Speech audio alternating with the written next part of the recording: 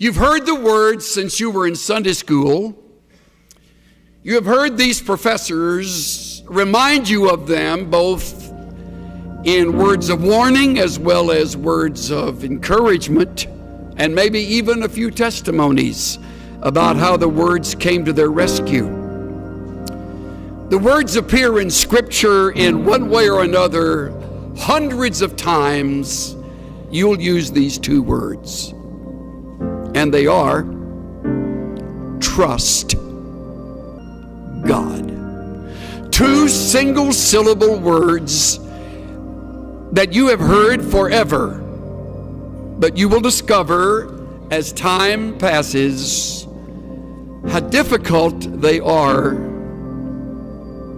to obey.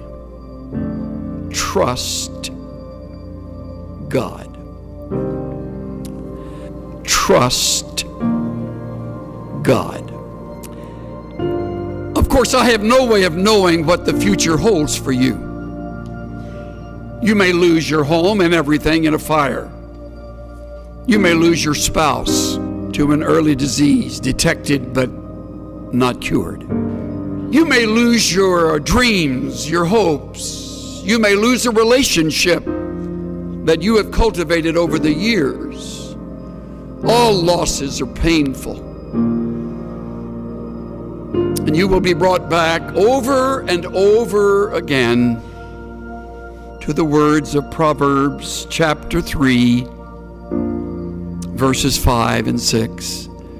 I know, trust in the Lord with all your heart, and lean not to your own understanding. In all your ways, acknowledge him, and he will make your paths straight. All your heart, all your ways, trust. Trust. Now, we have a problem with this because of several things. First of all, we are too blamed self-sufficient. We have learned how to get ourselves out of jams rather than acknowledging the jam has very well been either directed or permitted by our sovereign God to teach us. And by not trusting him, we short-circuit the test and go our own way, getting ourselves out of our own mess. We're too self-sufficient. Another reason we fail this test is because we're too quick to call on others. We have a lot of very capable friends. As life unfolds, you'll meet other people. Many of them much smarter than you are. Most of them richer than you are. Better connected than you are. And some of them will become good friends. And they will become your crutch. You'll trust them rather than the Lord your God. Because they're right there, and they have connections. And when you're up against it, they'll get you through it. Another reason we don't trust is because we feel distant from the God of heaven. Don't feel too guilty about that. So did Job, as godly as he was. And yet Job said, in the midst of all of the loss, though he slay me, I will trust in him. Though he take me off this earth, in the process, I leave trusting him. I will trust him. The fourth reason I would name is that we have cultivated the bad habit of worry. Many of you are much better at worrying than you are at trusting. If you were to put together a worry list, it would outrun your prayer list. And you're worried right now about something. Most likely, it's related to something about your schoolwork. some course, some class, some test, or maybe your finances. You don't have enough money, so you're worried about that, and you do not trust God. See how practical it is? And if you think you're going to outgrow the problem, take it from this old guy today, you won't ever outgrow it. It's like lust. You never outgrow lust. You just learn to fake it. You'll never conquer worry. It's part of the flesh. You want to, but the only way you will get through it so that you will learn from the test is to trust. To trust. To put the worry on hold, to set it aside, deliberately shoving it away and saying, God, at this moment, I rest in you and you alone. If you're married, God, help my spouse and me to trust you, to lean on you, to wait on you, to listen to you, to endure the test with you. I put together a quick list of things that reveal how little we trust. When you choose to worry, you do not trust. When you try to fix what is impossible, you do not trust.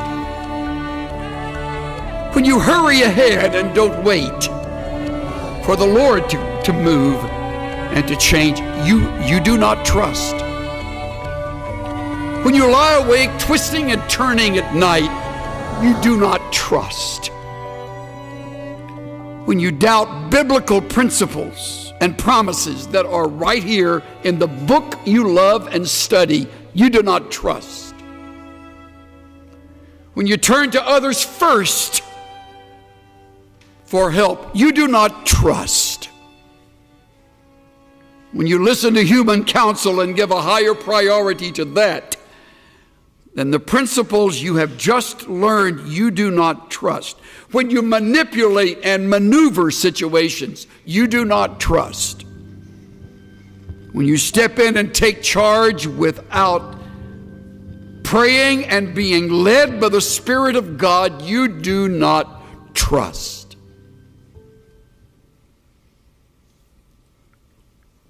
When you cling to others in order to feel secure and needed and loved, you do not trust. The list goes on and on. See how easy it is to live in the flesh, how easy it is to disobey. Trust in the Lord with all your heart. Wouldn't it be a great project over the Christmas season this year to think through ways that you can begin to trust God regardless? A couple in our church came to see me. She is probably in her late 30s. He is same age. She has been diagnosed with stage 4 cancer. She's by now lost all of her hair through the treatments. They have 2 small children. Here sat her husband. Here sat this lovely woman, his wife, as they spoke to me in the most encouraging manner. I'm in tears. They're smiling. What an interesting reversal of roles. I'm the guy that's supposed to have the answers.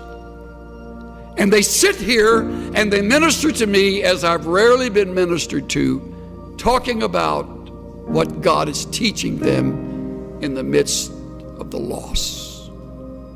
Now, all of that'll sound hollow if you're cynical, and some of you are, tragically. But if you still have a heart, you will realize that's where you want to be. the doctor says it's your wife, or your husband, or your mom or dad, or you. Something happened in their lives somewhere that they determined they would trust God with all their heart and lean not to their own understanding. I asked the husband straight out, don't you lay awake at night wondering where all of this is going? And his response was an immediate, oh yeah, there are nights like that. Then tears came as he said, I can't imagine living without the greatest woman on earth. I mean, this is real life stuff. And I put my arms around both of them at the end and told them how much they mean to me, to us as a church. She still has stage 4 cancer. We prayed. We talked about prayer in the midst of this. We discussed a future without her and the possibility of how God has the ability to heal her, can heal her, may heal her, and may not. He said, to be honest with you, my greatest fear is knowing these children would be raised just by me. Because without this mom, I can't imagine how I'm going to be able to do that. True, honest words. But I trust God. I trust God. How good is that? Their circumstance hasn't changed. Unless God breaks through, the cancer will ultimately take its toll. And they trust God. And should the Lord choose not to heal her, and I have her funeral, I am confident His words to me will be through tears, I am